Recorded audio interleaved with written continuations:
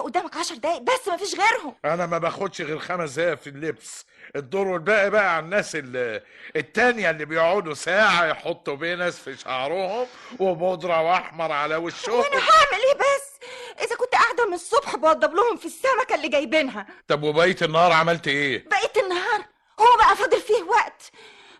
هو انت مستهون السمكه اللي اصطادها عمك وجابها لنا عشان نعزمه عليها؟ طب دي سمكه بياض طولها يجي متر الا ربع، عايزه يوم بحاله عشان تتنضف وتتفتح بطنها وتتبل.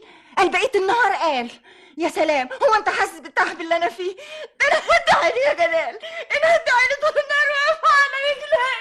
طب معلش يا منوش، معلش امسحي جواك بقى لحسن الضيوف زمانهم جايين، وال10 دقايق اللي قلت عليهم ما فاضلش منهم غير 5 دقايق بس، وانا كمان هقوم البس هدومي عن اذنك. طيب خد الجزمه دي معاك، ما تسيبهاش هنا.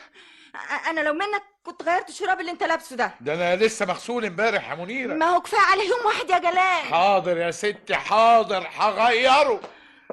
قال بقيت النهار قال راح فين؟ طب ده انا طول النهار عماله الف حوالين نفسي زي ما اكون بدور في طاحونه.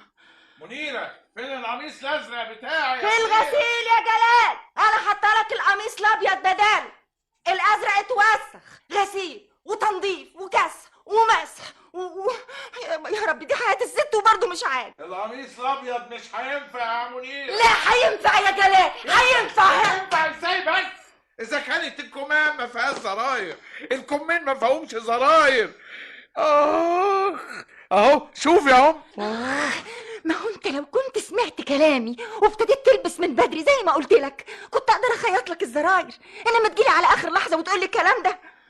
خلاص ما تحمليش هم، انا هشمر كمامي عشان ما يبانوش. تشمرهم ازاي بس يا جلال؟ هتقابل الضيوف بتوعك ومعاهم عمك وانت مشمر كمامك. طب العمل ايه يا منيره؟ امري لله، هدور لك على زرارين وخيطهم لك، بس يا رب يتاخروا شويه.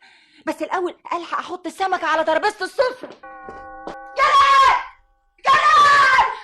الحق يا جلال، تعالى يا شوف اللي حصل. انت فين يا منيره؟ انا في اوضه السفره. طب انا جاي حالا. ايه في ايه يا منيره؟ ايه اللي حصل؟